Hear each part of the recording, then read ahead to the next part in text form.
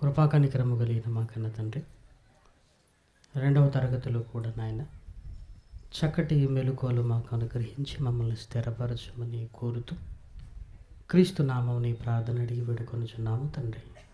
ఆమేన్. ప్రేమన దేవుని వర్లారా, క్రైస్తవ జీవితంలో స్థిరత్వం అనేది చాలా ప్రాముఖ్యమైనది. ఒక ఇంటి నిర్మాణాన్ని గురించి ఆలోచిస్తున్నప్పుడు పునాదిపై మనం ఎక్కువ శ్రద్ధ పెట్టడం జరుగుతుంది. ఎందుకు పునాదిపై మనం శ్రద్ధ పెడతామంటే, పునాది స్థిరంగా ఉండేది కనుక ఆ తర్వాత పైన ఇంకో ఫ్లోరు, దానిపైన ఇంకో ఫ్లోరు వేసుకునే అవకాశం ఉంది కనుక అది స్థిరంగా ఉండటానికి పునాదిపై మనం కాన్సన్ట్రేషన్ చేస్తుంటాం, ఆసక్తిని చూపిస్తుంటాం. బైబిల్ గ్రంథంలో మహనీయుడైన యేసుక్రీస్తు, అపోస్తలుడైన పౌలు గారు పరలోకమందున్న కన్న తండ్రి ఉద్దేశాన్ని మాట్లాడుతూ మనము స్థిరులుగా ఉండాలి అనే కోరికను వెళ్ళబుస్తున్నట్లుగా, మనము స్థిరులుగా ఉండాలి అని పదే పదే చెబుతున్న మాటలు మనకు కనపడుతుంటాయి. ఒక మాటను మనం చూడగలిగితే కొరింథీయులకు రాసిన మొదటి పత్రిక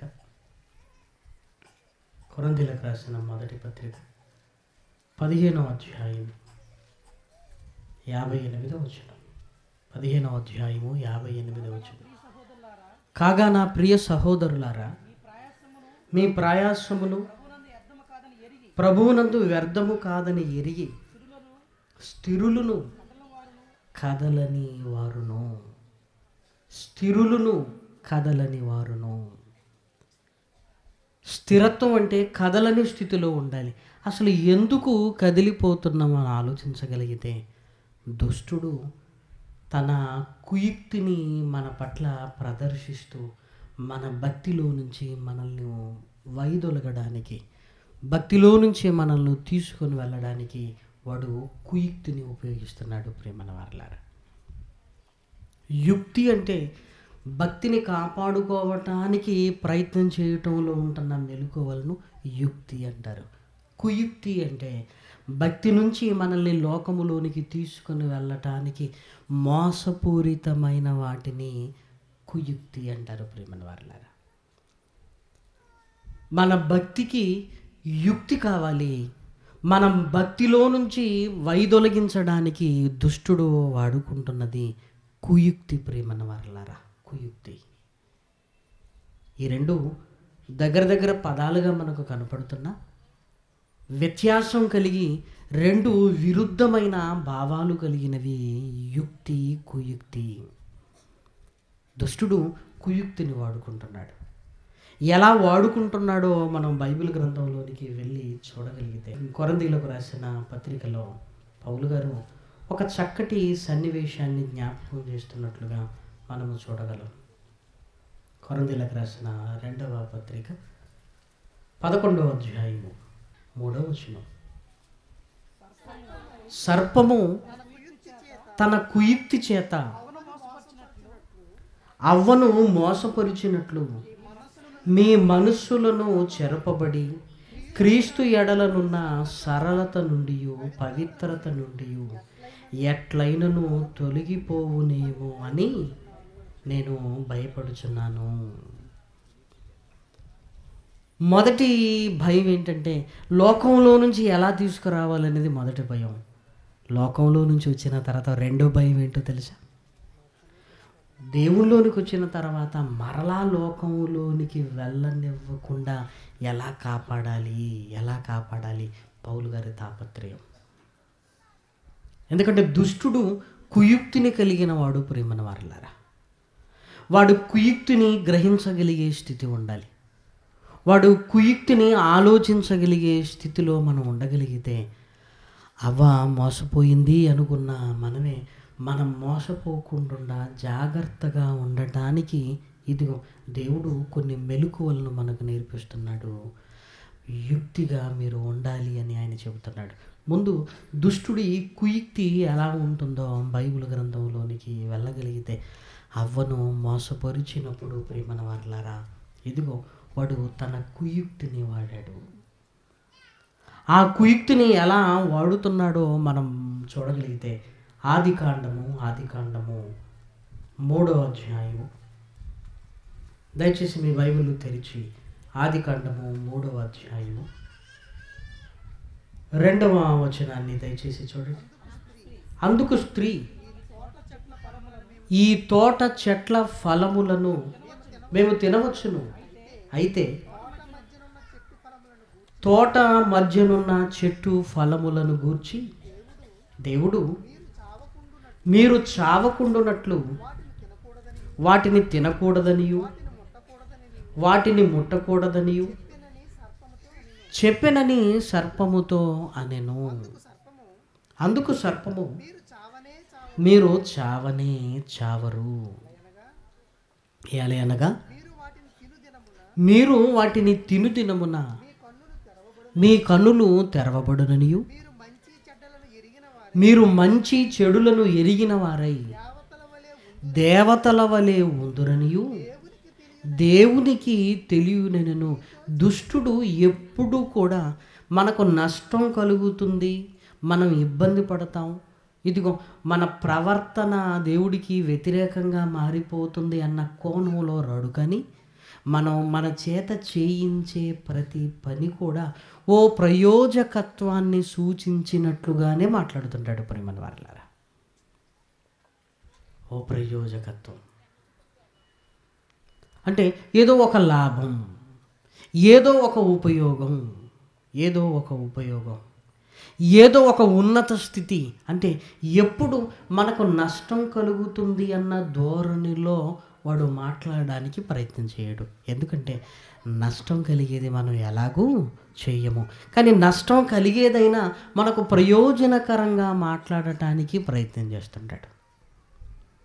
వాడు కుయుక్తిలో భాగం మనం బాగా ఆలోచించగలిగితే దేవుని వాక్యాన్ని ఇదిగో మనకు జ్ఞాపకం చేస్తూ ఆ వాక్యంలో నుంచే నెమ్మదిగా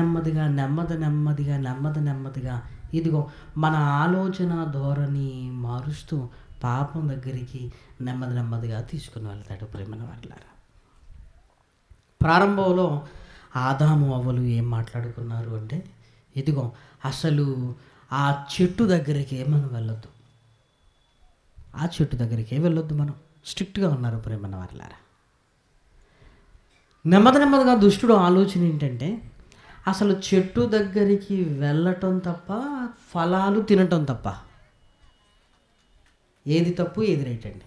చెట్టు దగ్గరికి వెళ్ళటం తప్ప, తినటం తప్పు. అంటే వెళ్ళటం ఏమి తప్పు కాదు, పోనీ చెట్టు దగ్గరికి వెళ్ళింది, చెట్టు ఫలాలను చూడటం తప్ప తినటం తప్ప. దేవుడు మీకు ఏం చెప్పాడు? తినొద్దని చెప్పాడు. చూస్తే తప్పే ఉంది, తప్పు కాదు. చూసారా, తప్పు కానట్టే ఉంది. సరే, ఇదిగో చెట్టు ఫలాలను తెంపటం తప్ప తినటం తప్ప, తినటం తప్పు, తెంపు తప్పు కాదు కదా. ఇలా మనం ఆలోచిస్తున్నప్పుడు తప్పు కాదు కదా అన్నట్టుగానే ఉంటుంది. పోనీ తెంపేశాం, తినటం తప్ప, స్మెల్ చూడటం తప్ప, వాసన చూడు, తినమని ఎవరన్నారు? ఇవన్నీ తినిపించడానికి అని మనకు అర్థం కావాలి ప్రియమైన వారలారా. కానీ ముందు ఏదో వాక్యంలో మనకు ఉన్నట్టుగానే ఆ క్లారిఫికేషన్ ఇస్తుంటుంది ప్రియమైన వారలారా.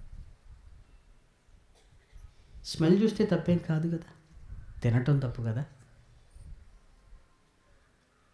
అప్పుడు చివరి మాట, ఇదిగో తినడం అంటే ఏమనుకుంటున్నావు? అసలు నువ్వు తినడం అంటే ఏమనుకుంటున్నావు? తినడం అంటే ఏమనుకుంటున్నావు? మొత్తం తినడం, టేస్ట్ చూడు. మొత్తం తినడం కదా, టేస్ట్ చూడు. టేస్ట్ చూడడం అంటే మొత్తం తిన్నట్టు కాదు కదా. చిన్నది, డాక్టర్ తినొద్దన్నాడు బ్రదర్ అంటే టేస్ట్ చూడండి, అది చిన్నది. ఆ చిన్న తిన్న తర్వాత ఆగమన్న సంగతి వాళ్ళకు కూడా తెలుసు. వద్దు అన్నప్పుడు వద్దు, మళ్ళీ టేస్ట్ ఎందుకు? ముందు దగ్గరికి తీసుకొని రావటానికి, ఆ తర్వాత చూడటానికి, ఆ తర్వాత తెంపడానికి. అప్పటి వరకు వాక్యములో ఉన్నట్టుగానే అనిపిస్తుంది. కానీ ఇవన్నీ చేసేది కూడా పాపము చేయించడానికి ప్రేమన వారలారా. ఇప్పుడు మరలా ఆలోచిస్తే, తినొద్దు అనుకున్నప్పుడు అసలు వెళ్ళటం ఎందుకు? తినొద్దు అన్నప్పుడు చూడటం ఎందుకు? తినొద్దు అన్నప్పుడు తెంపటం ఎందుకు? తినొద్దు అన్నప్పుడు స్మెల్ చూడటం ఎందుకు? ఒకే ఇష్యూ నువ్వు 2 రకాలుగా ఆలోచిస్తుంటే, ఇదిగో ఒకరి ఆలోచన ఎలాగూ తినొద్దు అనుకున్నప్పుడు నేను ఎందుకు వెళ్ళాలి? ఇది యుక్తి. కుయుక్తి ఏంటో తెలుసా? ఎలాగూ ఇప్పుడే తినిపించడానికి తీసుకుని వెళుతున్నాను అంటే రానప్పుడు ఏం చేయాలి? వాక్యములు ఉంచినట్టుగానే ఉంచి దాని దగ్గరికి తీసుకెళ్ళాలి. తీసుకెళ్ళిన తర్వాత ఏదో ప్లాన్ వేద్దాంలేండి. అయినా మీరు ఎంత వీక్ అయితే ఎలా బ్రదర్? నేను వీకా? అవును. మిమ్మల్ని ఎవరు తాగమన్నారు? మేము తాగుతుంటే నువ్వు థమ్సప్ తాగు, అంటే ఇప్పుడు నన్ను వీక్ అనుకుంటున్నారేమో. ఒక అడుగు ముందుకు, సరే ఓకే, థమ్సప్పే కదా. అప్పుడు థమ్సప్ తాగిన తర్వాత ఏంట్రా టేస్ట్ మారిందని కానీ అందరు నవ్వుతుంటారండి. ఒరే నీ తెలియదురా, ఆల్రెడీ కొంచెం కలిపేసాం. కుయుక్తి. వద్దు అనే తీసుకెళ్తారు. వద్దు అనే అప్పుడు మనకి ఎలా జ్ఞానోదయం కలుగుతుంది? పీప తాగినా అంతే, కొంచెం తాగినా అంతే. చెడు అలవాట్లన్నీ నెమ్మదిగా ఇంజెక్ట్ చేస్తాయి. ఏదైనా ఈ చెడు అలవాటు నాకు రావాలి అని మనం ప్రయత్నాలు ఏం చెయ్యం ప్రియమైన వారలారా. వద్దు అనిపిస్తుంటుంది. కానీ ఎందుకు దానికి దగ్గర అవుతున్నామంటే సాతానుడు కుయుక్తిని ఉపయోగిస్తున్నాడు ప్రియమైన వారలారా. కుయుక్తి. ముందు చెట్టు దగ్గరికి ఎలా తీసుకొని రావాలి? రాకుండా ఉంటే కష్టం. ముందు తీసుకొని రావాలి. తీసుకొని వచ్చిన తర్వాత చూపించిన తర్వాత తెంపించిన దాని తర్వాత దాని తాలూకు ఇదిగో అది కావాలనిపించేలా స్మెల్ చూపించాలి. ఆ తదనంతరం ఎలాగైనా తినిపించాలి. ఆ ఒక్క మాటకి సక్సెస్ అయ్యానా? దేవుడు ఏమంటాడంటే, వెళ్ళకండి నాయన, అక్కడ ఉండకండి నాయన, తెంపకండి నాయన, వద్దు. అక్కడికి వెళ్ళి పాపము చేసే అవకాశం ఉంది అన్నప్పుడు ఎందుకు వెళ్ళాలి? అక్కడికి వెళ్ళి ఉండకుండా నేను ఉంటానని మనం ఎందుకు అనుకోవాలి? ఇవన్నీ ఎందుకు? ఉంటాం అనుకుంటుంటాం ప్రేమన వారలారా. అక్కడికి వెళ్ళిన తర్వాత పరిస్థితులన్నీ మారిపోతుంటాయి. తప్పు చేసిన తర్వాత మరలా వాక్యం వింటున్నప్పుడు చాలా బాధ కలుగుతుంటుంది. అయ్యో ఎందుకు చేశాను చూసారా? మరలా బాధ కలుగుతుంటుంది ప్రియమైన వారలారా. మనలో ఉన్న పరిశుద్ధాత్ముడు ఏంటి నువ్వు చేసింది ఏంటి? తద్వారా నువ్వు పొందుకున్నది ఏంటి? ఒకవేళ ఆ చేసిన క్షణంలో నేను చచ్చిపోతే నువ్వు ఎక్కడికి వెళతావు? ఎన్నో మాటలు. ఓ మానసికమైన క్షోభ మరలా మనలో మొదలవుతుంది. ఎందుకు చేయాలి? ఎందుకు బాధలోనికి వెళ్ళిపోవాలి?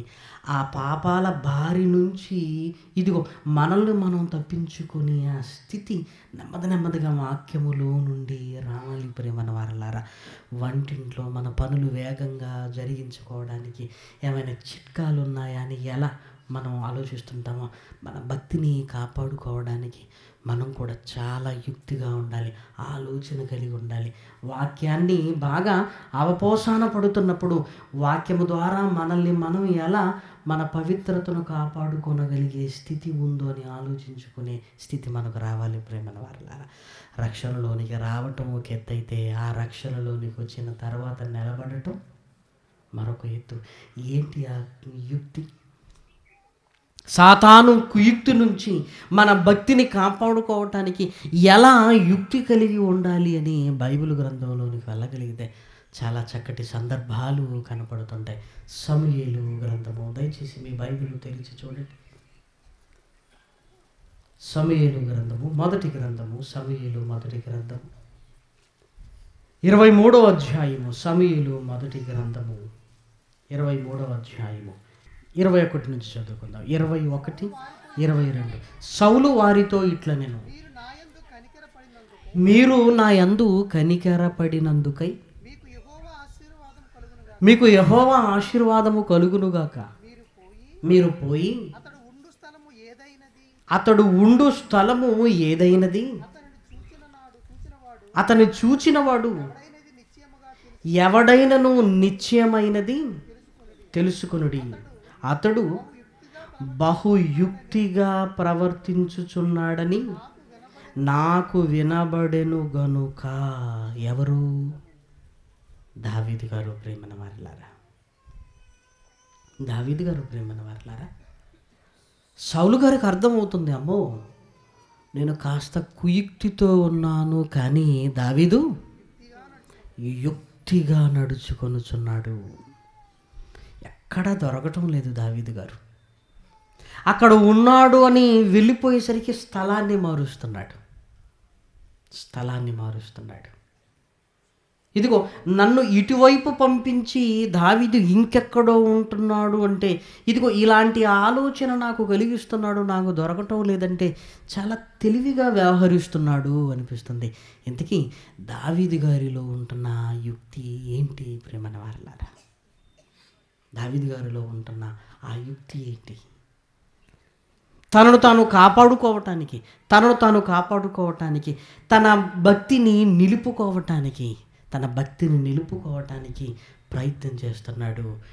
మొట్టమొదటి విషయం ఏంటో ఆలోచించగలిగితే, సౌలుకు నేను ఎదురు పడితే జరిగేది యుద్ధం. ఆ యుద్ధంలో నేనన్నా సౌలును చంపాలి, సౌలన్నా నన్ను చంపాలి. ఇంతే.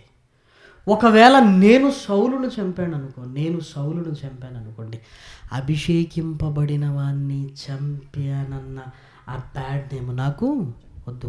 దేవుడు అభిషేకించాడు సౌలును.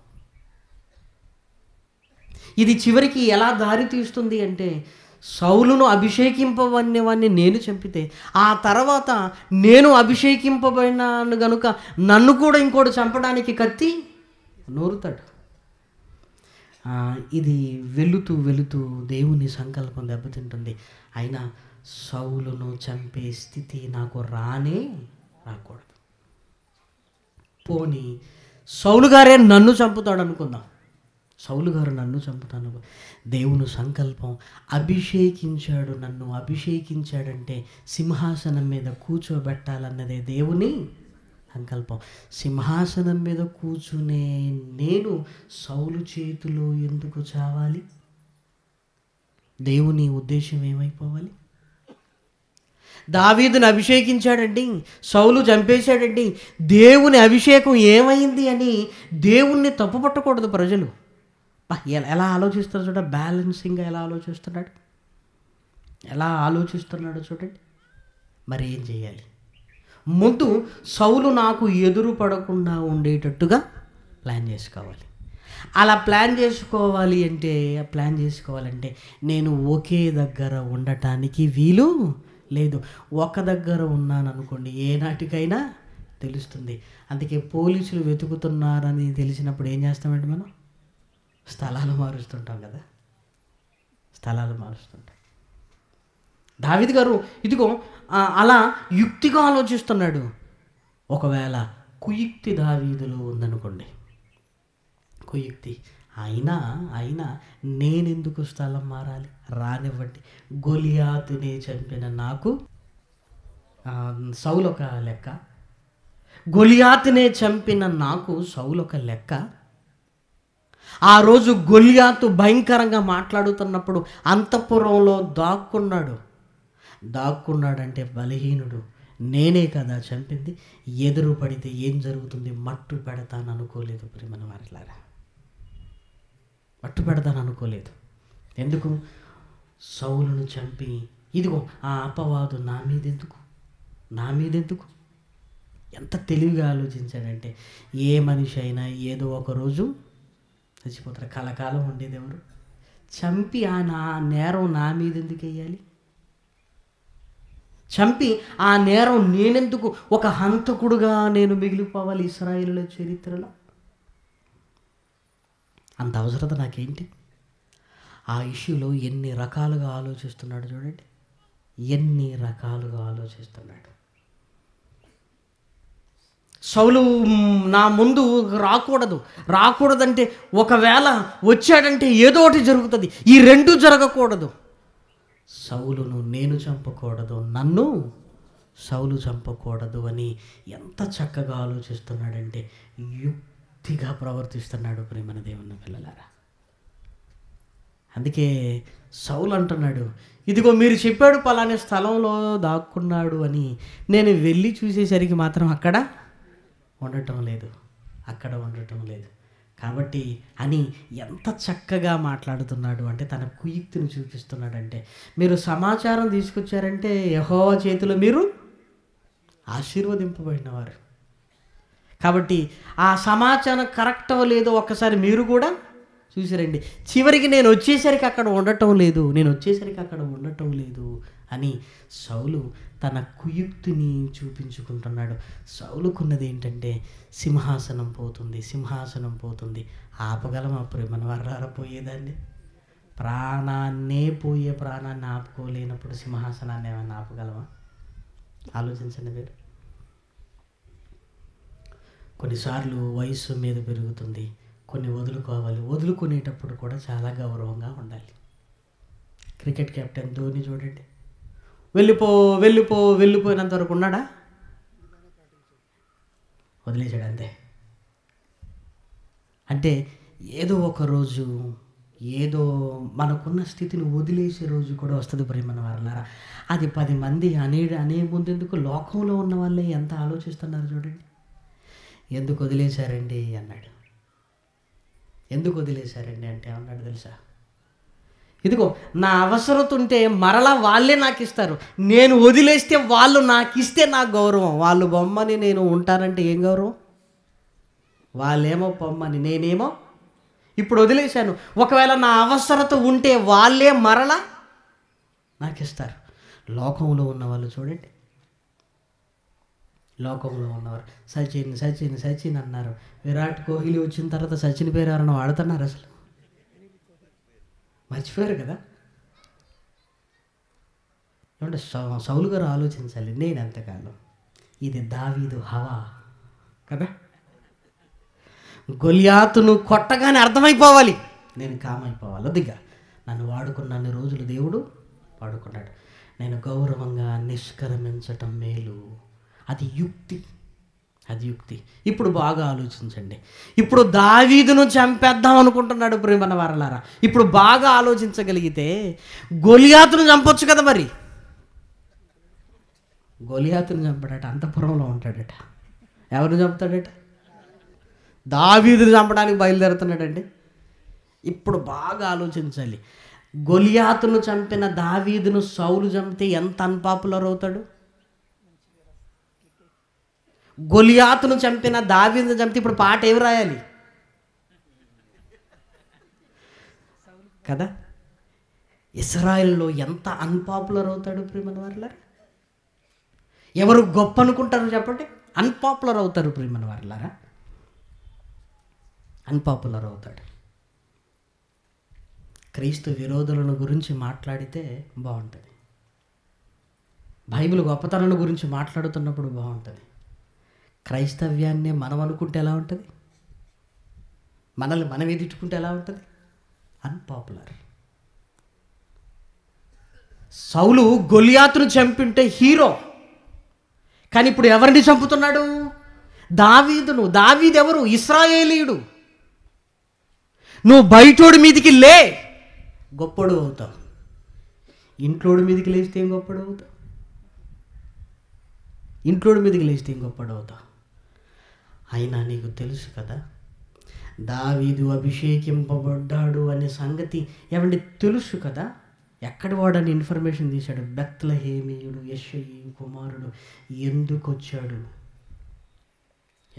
అన్నలను చూడడానికి వచ్చాడు, గెలిచాడు. అసలు ఇదేంటి? దేవా నా శకం పూర్తయిపోయిందా? గౌరవంగా తప్పుకోవాలి ప్రేమన వారలారా. మనం ఏదో అనుకుంటుంటాం, ఇదిగో ఎన్నో మాటలు చెబుతుంటాం. మనకంటే మహాజ్ఞానం చెప్పేవాడు పుడతాడు, వాడు వస్తాడు. రాగానే మనకు అర్థమైపోవాలి, ఇంతకాలం నన్ను వాడుకున్నావు నాయన, నీకు స్తోత్రం. నాయన దావీదారా సింహాసనం మీద కూర్చో. బా, సౌలు చరిత్ర మరింత బాగుండేది కదా ప్రేమన వారలారా. దేవుడు కూర్చోబెట్టాలనుకున్నప్పుడు నువ్వొద్దనుకుంటున్నావు, దేవుడే కూర్చోబెట్టాలనుకుంటున్నప్పుడు నువ్వొద్దనుకుంటే అది నెరవేరుతుందా? నిన్ను దేవుడు కూర్చోబెట్టలేదా? బాగా ఆలోచించాలి ప్రేమన వారలారా, బాగా ఆలోచించాలి. ఈరోజు అధికారం ఉంది కదా, ఈరోజు నా మాట వింటున్నారు కదా అని మనం మాట్లాడామనుకోండి, రేపొద్దున వాళ్ళ దగ్గరికి వెళ్ళినప్పుడు ముఖం చిన్నబుచ్చుకోమను. అందుకే మహనీయుడైన యేసుక్రీస్తు ఎవరిని గురించి చెప్తాడంటే అన్యాయపు గృహ నిర్వాహకుని చెప్తూ, వాడు చాలా యుక్తిగా ఉన్నాడు అంటాడు. ఎందుకు? ఈ యజమానుడితో ఏదో ఒక రోజు ఇబ్బంది. ఇలా ఇబ్బంది పడినప్పుడు ఇదిగో నన్ను చేర్చుకునేవారు ఉండాలి అని ఏం చేశాడు? పరిస్థితిని ముందుగా గమనించాడు. నీ అభ్యంతం 50, 25 రాసుకొనగానే వాడి దృష్టిలో హీరో అయిపోయాడు. 25 తగ్గించేశాడు నాకు అని. యేసుక్రీస్తు మాట్లాడుతూ అతడు యుక్తిగా ఉన్నాడు.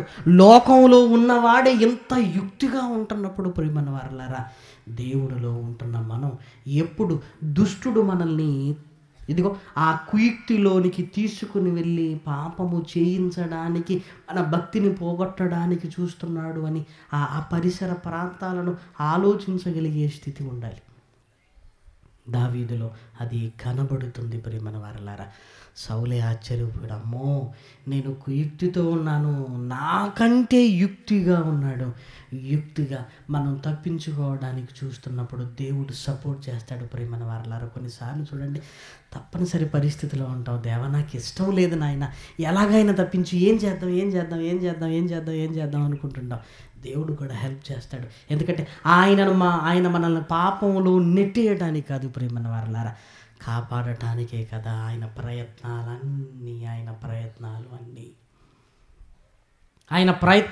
అన్నీ ప్రియమైన వారలారా.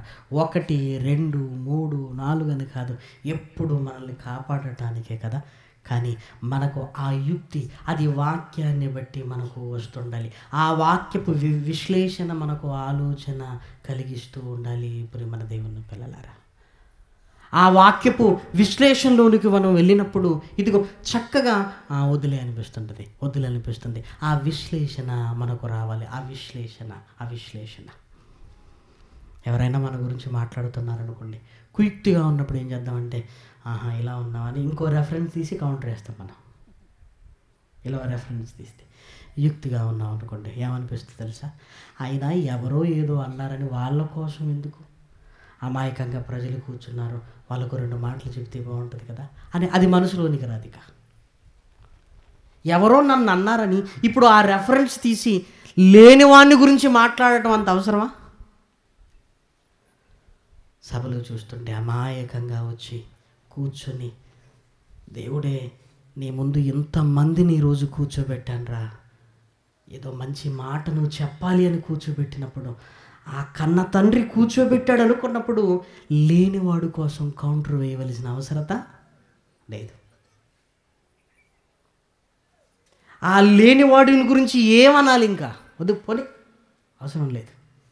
ఆ వాక్యపు విశ్లేషణ, తండ్రి ఇంతమందిని కూర్చోబెట్టావు, ఇదిగో నీ మంచి మాటలు చెప్పాలన్నప్పుడు, ఆ ప్రజల మీద ప్రేమ కలుగుతున్నప్పుడు ఎవరి గురించో మాట్లాడవలసిన అవసరత రాదు. ఇదిగో వాక్యపు తెలివితేటలు మనం అప్లై చేసుకుంటున్నప్పుడు ప్రేమన వారలారా, ఆ యుక్తి మనకు వస్తుంటుంది. ఆ యుక్తి ఎవరో మనల్ని నిందిస్తున్నారు అన్నప్పుడు, ఉందిలేండి ఈరోజు నిందిస్తారు, రేపొద్దున క్షమించమన్నాడు, క్షమించమని అడిగితే క్షమించాలా వద్దా? ఈ మాత్రం దానికి ఇంకేముంది? ఈరోజు ఏమంటున్నాడు అన్నది ప్రశ్న కాదు, ఆ తర్వాత ఏం చెప్పబోతున్నాడు అన్నదే ప్రశ్న. నెక్స్ట్ ఏం చెప్తాడు? ముందు శుభ్రంగా అంటారు, తర్వాత క్షమించండి అంటారు. మనం ఏం చేయాలి? ఇప్పుడు క్షమించేయాలి. అప్పుడు ఏమనుకుంటానంటే, ముందే క్షమించాను పో అంటాను. తర్వాత ఎలాగూ క్షమించవలసిందే. ముందే క్షమిస్తే అయిపోతుంది కదా, ముందే క్షమించేసాం, ఇంకేముంది. ఆ వాక్యపు బ్యాలెన్స్. తప్పు చేయడానికి ముందు, చేసిన తర్వాత కలిగే ఆ బాధను ఆలోచిస్తే ప్రియమైన వారలారా, ఎందుకు చేసామని 100 సార్లు మనల్ని మనమే నిందించుకుంటాం ప్రియమైన వారలారా. ఆ బాధ మనకి ఎప్పుడైతే జ్ఞాపకం వస్తుందమ్మో, చేయడానికి ముందు ఏదో అనుకుంటాం, చేసిన తర్వాత నేనే బాధపడుతున్నప్పుడు ఎందుకు చేయాలి? నేనే బాధపడుతున్నప్పుడు ఎందుకు చేయాలి? ముందు ఎందుకు చేయాలి? ఆ తర్వాత ఎందుకు బాధపడాలి? వద్దు. నేను పాపం చేస్తే బాధపడిపోతాను, తర్వాత నేనే అనుకుంటాను ఎందుకు చేశాను. చూసారా?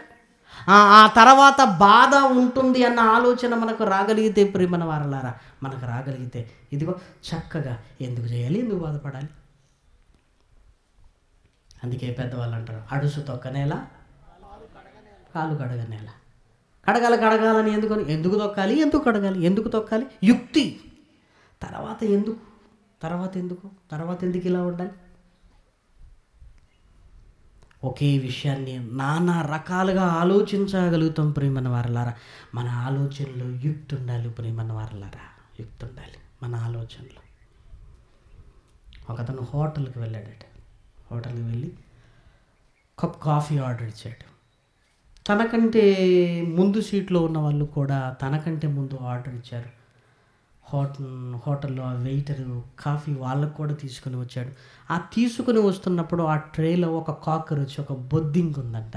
అది ఎగిరి టేబుల్ మీద పడిందట. అంతే. వెంటనే ఆ టేబుల్ మీద ఉన్న వాళ్ళు రెస్పాండ్ అయ్యారట. ఎలా? వెంటనే ఆ కుర్చీల నుంచి లేచి అరిచి రెస్పాండ్ అయిపోయారు ప్రేమన్న వాళ్ళారా. ఆ రెస్పాండ్కి ఆ అరిచి గీ పెట్టేసరికి ఆ బొద్దింక ఎగిరి వెయిటర్ మీద పడిందట. వెయిటర్ మీద అతను ఏం చేశాడట, సింపుల్గా చేతిలోంచి తీసుకొని కిటికీలోంచి బయటేసాడట. ఇదంతా ఒక వ్యక్తి చూస్తున్నాడు. దీనికి ఎలా రెస్పాండ్ అయ్యే అవకాశం ఉందంటే, ఎలా వెంటనే అసలు ఇది హోటలా, ఇది ఏంటి, అసలు బుద్ధుందా, కాకరోజు ఎందుకు వచ్చింది అని రెస్పాండ్ అవ్వచ్చు. ఆ కూర్చున్న వాళ్ళిద్దరూ స్త్రీలు. దీనికి ఇంకెలా ఆలోచించాలంటే, స్త్రీలు బలహీనులు, పురుషుడు బలవంతుడు కనుక ఇదిగో కాకరోజు భయపడకుండా బయటపడేశాడు అనుకోవచ్చు. ఒకే ఇష్యూ, ఎన్ని రకాలుగా ఆలోచించే విధానము కదా. ఇంకొక రకంగా ఆలోచించవచ్చు. ఏంటి? కాఫీ వస్తుందని ఊహిస్తున్న వారికి సడన్గా బొద్దింక వచ్చేసరికి ఇలాంటి రెస్పాండ్ అయ్యారు. హోటల్లోనే పనిచేస్తున్నాడు కనుక ఎన్నోసార్లు ఏం చూసి ఉండొచ్చు, బొద్దింకను చూసి ఉండొచ్చు. అందుకే అతనికి భయం లేదు. ఇంకొకసారి కూడా ఆలోచించవచ్చు. అదే ఇష్యూ ఏంటి? ఇదిగో ఈ ముందు కూర్చున్న వాళ్ళు ఎందుకు రెస్పాండ్ అయ్యారంటే, బొద్దింకల వల్ల కలిగే నష్టాలను ఎక్కువ చదువుకొని ఉండొచ్చు కదా. బొద్దింకల వల్ల మన ఆరోగ్యం దెబ్బతింటుందని, బొద్దింకల వల్ల ఇన్ని ఇబ్బందులు ఉన్నాయేసరికి ఒక్కసారి అవి గుర్తురాగానే ఏమైపోయింది, రెస్పాండ్ అయిపోయారు. మరి ఇంకొతను ఎందుకు పట్టుకొని వేశాడు అంటే ఏముంది, అన్నీ మనలాగే ప్రాణులు, అది కూడా ఒక ప్రాణి. ఇన్స్టెంట్ ఒకటే, ఆలోచనలు రకరకాలుగా ఉన్నాయి చూసారా, రకరకాలుగా. ఇదంతా గమనిస్తున్నాడు వ్యక్తి. ఆయన ఏం ఆలోచించాడో తెలుసా? బొద్దింక అనేది ఒక సమస్య. ఇద్దరు అధిగమించలేకపోయారు, ఒకడు అధిగమించాడు. జీవితంలో కూడా ఎన్నో సమస్యలు వస్తాయి. ఒకరు అధిగమిస్తున్నారు, ఒకరు అధిగమించలేకపోతున్నారంటే సమస్యది కాదు. దాన్ని ఆలోచించే విధానం. మనం రెస్పాండ్ ఎక్కువ అవుతాం, అధిగమించడానికి తక్కువగా ప్రయత్నం చేస్తాం. వీళ్ళు రెస్పాండ్ అయ్యారు, అతను అధిగమించాడు. అంటే రెస్పాండ్ అయ్యేవాడు అధిగమించలేకపోయాడు, రెస్పాండ్ అవనివాడు ఏం చేశాడు, అధిగమించాడు. ప్రతి సిచ్యువేషన్లో నువ్వు అధిగమించడానికి ప్రయత్నం చేయాలి తప్ప రెస్పాండ్ అవుతూ ఇదే అని అక్కడే ఉండకూడదు. దాన్ని దాన్ని అధిగమించు, దాన్ని అధిగమించు, అధిగమించడానికి ప్రయత్నం చేయు, అధిగమించడానికి ప్రయత్నం చేయి. ఆ అధిగమించటంలో ముందు నీ యుక్తిని ప్రదర్శించు అన్నాడు. అందుకే కీర్తనల గ్రంథము 1వ అధ్యాయంలో మాట్లాడుతూ తొలి నాళ్లలో చెబుతున్న మంచి మాటలు చూడగలిగితే ఎంత చక్కటి సలహాలు ఇస్తున్నాడో చూడండి దేవుడు. దుష్టుల ఆలోచన చొప్పున నడువక, పాపుల మార్గమున నిలువక, అపహాసకులు కూర్చుండు చోటను కూర్చుండక. కూర్చుండి నేను ఉండాలి అని అనుకోవటం కంటే అసలు కూర్చోకపోవటం యుక్తి. పాపుల మార్గముల నిలిచి నేను పాపము చేయకుండా ఉండాలి అనుకోవటం కంటే అసలు పాపుల మార్గమున నిలవకుండా ఉండటం బెటర్. ఆలోచించండి ఒకసారి. అక్కడికి వెళ్ళి నేను పాపం చేయకుండా ఉండాలి అనుకోవటం కంటే అసలు వెళ్ళకుండా ఉండటం బెటర్. అక్కడ కూర్చొని నేను కూడా వీళ్ళలా ఉండొద్దు, అపహాసకుల్లా ఉండొద్దు అనుకోవటం కంటే అసలు కూర్చొని ఉండకుండా ఉండటం బెటర్.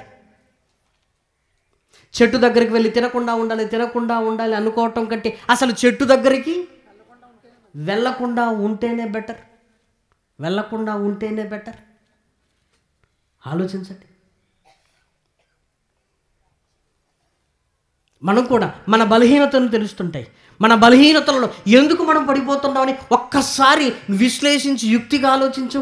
అక్కడికి వెళ్ళినందుకే కదా ఇది, వెళ్ళొద్దు. మరలా మనం అనుకుంటాం, ఈసారి వెళ్ళి చేశాను కానీ రెండోసారి చేయను కదా, మూడోసారి చేయను కదా, నాలుగోసారి చేయను కదా. కొంచెం యుక్తిగా ఆలోచించు. వెళ్ళి చేశాను ఆల్రెడీ, వెళితే చేస్తానేమో, ఎందుకు వెళ్ళాలి? ఎందుకు మాట్లాడాలి? ఆ మాటల్లో ఏదో తప్పు దొరుకుతుందేమో, అసలు ఎందుకు మాట్లాడాలి? ముందస్తుగానే యజమానుడు తనను తీసివేయటం కంటే ముందుగానే ఆలోచించాడు. చూసారా? యుక్తి అంటే రాబోయే పరిస్థితులను కూడా అంచనా వేయగలిగే, మార్కెట్ ఎలా ఉందని ఒక అంచనా వేస్తాం కదా ప్రియమైన వారలారా. కొనుగోలు చేసేటప్పుడు ఒక ఆలోచన, మన జీవితాన్ని గురించి కూడా ఓ ఆలోచన. ఇది చేస్తే ఇది ఎక్కడికి వెళుతుంది, నేను ఇలా ఆలోచిస్తున్నాను, ఇది రైటేనా? ఒక్కసారి నీ వాక్యాన్ని విశ్లేషించుకోగలిగితే ప్రియమైన వారలారా, యుక్తిగా ప్రవర్తించే విధానం తెలుస్తుంటుంది ప్రియమైన దేవుని పిల్లలారా. దావీదు గారు తనకున్న కష్టంలో ఎంత తెలివిగా ఆలోచించాడో మనందరికీ తెలుసు కదా. మహనీయుడైన యేసుక్రీస్తు కూడా ఇదిగో వాళ్ళ కుయుక్తిని ఎదుర్కోవడానికి చాలా తెలివిగా ఆలోచించాడు ప్రియమైన వారలారా. ఎందుకు? ఆయన దగ్గరకు వచ్చి ఏమంటున్నారో తెలుసా? మత్తయి గారు రాసిన సువార్త 22వ అధ్యాయము 15వ వచనం. అప్పుడు పరిసయ్యులు వెళ్ళి మాటలలో ఆయనను చిక్కుపరచవలెనని ఆలోచన చేయుచు, బోధకుడా, నీవు సత్యవంతుడవై ఉండి దేవుని మార్గమును సత్యముగా బోధించుచున్నావని నీవు ఎవరిని లక్ష్య పెట్టవనియో, మొహమాటము లేనివాడవనియో ఎరుగుదుము. నీకేమి తోచుచున్నది? ఎలాగైనా ఇబ్బంది పెట్టాలి, ఇది చెబితే ఇలా అని కుయుక్తిని చూపిస్తున్నారు. యేసుక్రీస్తు తొందరపడి ఇదా అన్నప్పుడు మనం వెంటనే ఇదొకటో సెలెక్ట్ చేసుకుంటాం ప్రియమైన వారలారా. ఈ రెండిట్లో ఏది అన్నప్పుడు ఒకటి సెలెక్ట్ చేసుకుంటాం. యేసుక్రీస్తు ఏదో ఒకటి చెబుతాడు. కైసరికి చేయండి, దేవునికి చేయండి అన్న ఆన్సర్ వాళ్ళు ఎక్స్పెక్ట్ చేయలేదు, వాళ్ళు ఊహించలేదు. కైసరివి ఇవ్వమంటే ఇలా ఇబ్బంది పడదాం, దేవునివంటే ఇలా ఇబ్బంది పడదాం. దేవుని అన్నాడు అనుకోండి, కైసరికి వ్యతిరేకంగా మాట్లాడదాం. కైసరం అన్నాడు అనుకోండి, దేవదూషణ చేస్తాడు, దేవుని లెక్క చేయట్లేదు అందాం అనుకున్నారు ప్రియమైన వారలారా. ఆ ప్రశ్నను విన్నాడు. ఎంత యుక్తిగా సమాధానం చెప్పాడంటే, దేవునికి ఇవ్వండి అంటే ఆయన ముందు ఆలోచించాడు. నేను ఇలా చెబితే అలా, నేను అలా చెబితే అలా. దాని గురించి ముందుగానే ఆలోచిస్తున్నాడు. అసలు ఈ ప్రశ్న సమాధానం ఏదో ఒకటి చెబితే నన్ను ఇలా ఇబ్బంది పెడదాను అనుకుంటున్నారా అంటే, సాతాను కుయుక్తి అంచనా వేయగలిగిన స్థితి. అందుకే బైబిల్ గ్రంథంలో జ్ఞానులను దేవుడు వారి కుయుక్తిలో పట్టుకుంటాడు. అర్థమైపోయింది ప్రియమైన వారలారా, మాకే మహాజ్ఞానం తెలుసు అని, ధర్మశాస్త్రం మాకు బాగా తెలుసు అని ఇదిగో ఇబ్బంది పెట్టడానికి వచ్చారు. కుయుక్తిని చూపిస్తుంటే యేసుక్రీస్తు చక్కటి యుక్తిగా సమాధానం చెప్పాడు. ఎందుకు? ఆయనను ఎలాగైనా ఇబ్బంది పెట్టాలి. యేసు వారి చెడుతనమును ఎరిగి, వేషధారులారా నన్నెందుకు శోధించుచున్నారు? పన్ను రూక ఒకటి నాకు చూపమని వారితో చెప్పగా, వారు ఆయన యొద్దకు ఒక దేనారమును తెచ్చి, అప్పుడు ఆయన ఈ రూపమును ఈ పైవ్రాతయు ఎవరివని వారిని అడుగగా, వారు కైసరువనిరి. అందుకైనా అలాగైతే కైసరువు కైసరికి, దేవునికి దేవునివి. ఇంక ఏమి చేయలేకపోయారండి, ఏమి ఇంకా మాట్లాడలేకపోయారు ప్రేమన వారలారా. వారు ఈ మాట విని ఆశ్చర్యపడి అందుకే వాక్య సంబంధమైన ఆలోచనలతో మనం ఉంటున్నప్పుడు వాక్యము చక్కటి మార్గాన్ని, యుక్తిని నీకు నేర్పిస్తుంది ప్రేమన వారలారా. దావీదు గారు కూడా సౌలు వల్ల ఎప్పటికైనా ప్రాణాపాయం ఉంటుంది ఏంటి అని ఆకీష్ రాజు దగ్గరికి వెళ్ళాడు. రాజు దగ్గరికి వెళ్ళగానే విషయం ఏమైపోయిందో తెలుసా? గొలియాతును చంపినోడు వచ్చాడు అనగానే, అమ్మో ఎందుకు వచ్చాడు, మనకు కూడా ప్రమాదం అనుకునేసరికి వెంటనే ఏం చేశాడు? యుక్తిగా ప్రవర్తించాడు. కాబట్టి దావీదు వారి ఎదుట తన చర్య మార్చుకొని వెర్రివాని వలె నటిస్తున్నాడు. యుక్తి. అప్పుడు ఆకీష్ రాజు ఏమనుకుంటున్నాడు? గొలియాతును చంపాడంటే ఎలా ఉంటాడో అనుకున్నా, ఈ పిచ్చోని నా దగ్గరికి ఎందుకు తీసుకొని వచ్చారు? అప్పుడు దావీదే వెళ్ళి గొలియాతుని వేసేసినోని నేనే అన్నాడు అనుకోండి. ఆలోచించండి, నాకు కూడా ఈయన వల్ల ప్రమాదమే అని ముందుగానే వేద్దామని చూస్తాడు ప్రేమన్న వారలారా. యుక్తి. యేసుక్రీస్తు కూడా శిలువ మరణం నా తండ్రి రాయించిన నా మరణం. వారు రాళ్ళతో కొట్టాలనుకున్నప్పుడు తప్పించుకొని వెళ్ళిపోయాడు. రాళ్ళతో కొడదాం రాళ్ళు చేతి చూసరికి లేడు. ఏమైపోయాడు? వెళ్ళిపోయాడు. యుక్తి. కొండ మించి తోసేద్దాం అనుకున్నారు, రండి తోయండి అనలేదండి. అక్కడి నుంచి వెళ్ళిపోయాడు. శిలువ మరణం వాళ్ళ కుయుక్తిని ఎరిగాడు. నా కన్న తండ్రి కొరకు నేను శిలువ మరణంలో రక్తాన్ని చెందించవలసిందే కదా. ఆ పరిస్థితులను అంచనా వేశాడు ప్రేమన్న వారలారా. ఒక పెద్ద దోమ చిన్న దోమను ఎప్పటి నుంచో అడుగుతుంటే ఆ రోజు పర్మిషన్ ఇచ్చిందట. లోకం చూడాలి అని అంటున్నావు కదా, ఇన్ని రోజులు పంపలేదు, వెళ్ళు అని. సాయంకాలం వచ్చేసిందట. ఎలా ఉంది లోకం అంటే, చిన్న దోమ పెద్ద దోమతో చెప్తుందట, మనుషులు ఎంత మంచివాళ్ళు, నన్ను చూసిన వాళ్ళందరూ చప్పట్లు కొట్టారు,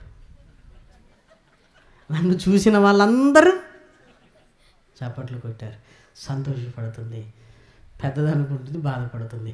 చంపడానికి చూశారని దానికి తెలుసు, చంపడానికి చూశారనుకున్నది బాధపడుతుంది, చప్పట్లు కొట్టారనుకున్నది.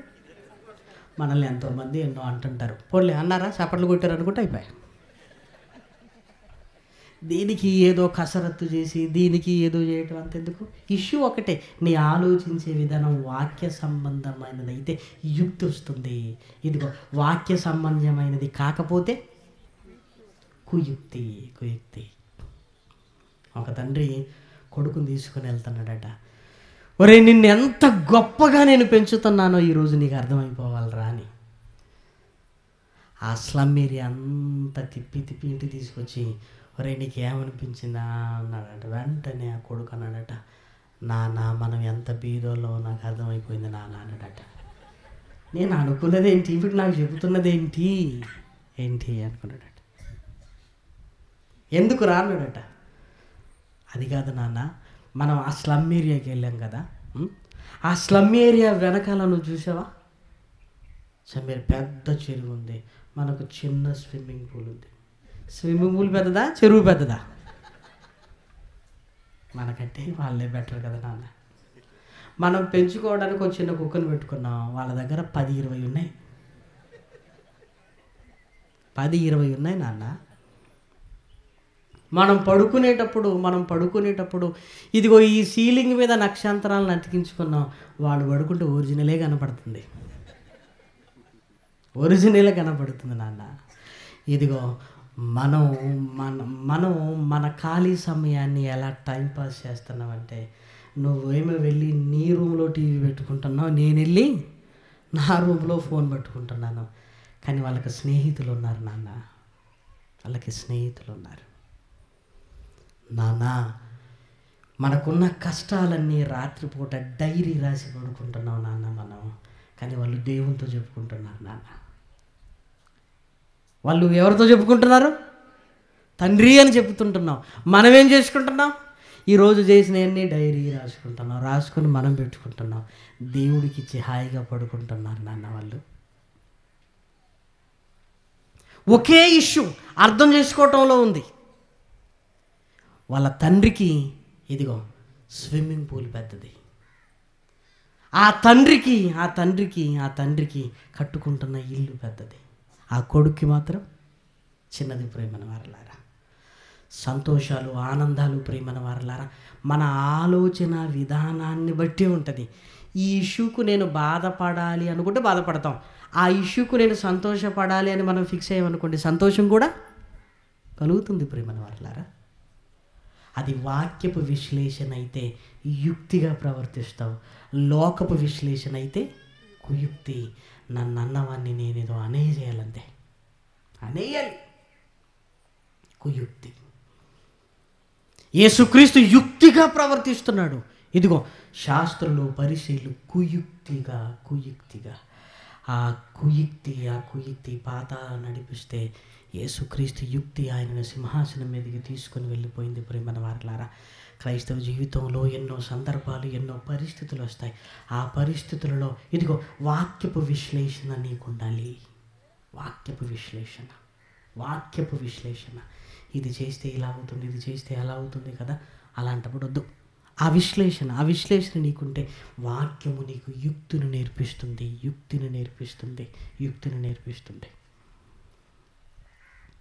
నేర్పిస్తుంది. అప్పుడప్పుడు ఏదైనా వెహికల్ మీద వెళ్తున్నప్పుడు డ్రైవర్ తాగున్నాడు అనిపించింది అనుకోండి, అప్పుడు వెంటనే మనం ఏం చేస్తాం తెలుసా? కొంచెం ఆపై దిగిపోయి ఇప్పుడు నువ్వు వెళ్ళంటావు అంతే. ఇంకా ఎంత యుక్తిగా నడుచుకున్నావు చూసారా? ఎందుకు తాగావయ్యా? అన్నం తింటున్నావా, గడ్డి తింటున్నావా, అసలు నీకు నడపొచ్చా అన్నావు అనుకోండి, అలా మాట్లాడుతుండగానే దేనికే గుద్దేస్తాడు. అప్పుడు తెలివిగా నువ్వు ఉండరా అని నువ్వు ముందు ఆపంటావు అంతే, ఏదో మనకు అవసరమైన ఉన్నట్టుగా ఆపి తర్వాత వెళ్ళిపోంటాం. ఎంత తెలివిగా వ్యవహరించాను చూడు, ఎంత తెలివిగా. భక్తి దగ్గర ఎందుకు వాడుకోవటం లేదు మనం? ఆ తెలివితేటల్ని మనం వింటున్న వాక్యపు విశ్లేషణలు ఇదిగో నీవు ప్రవర్తించేటప్పుడు జ్ఞాపకానికి వచ్చినప్పుడు ప్రియమైన వారలారా, ఏముందిలే చిన్న జీవితమే కదా అని ఆ విశ్లేషణ వస్తున్నప్పుడు ప్రియమైన వారలారా, ఆ యుక్తి మనకు నెమ్మదిగా వస్తుంటుంది ప్రియమైన వారలారా. దావీదులో ఉన్న యుక్తి, యేసుక్రీస్తులో ఉన్న యుక్తి మనలోనికి రావాలి. యుక్తి నీ భక్తిని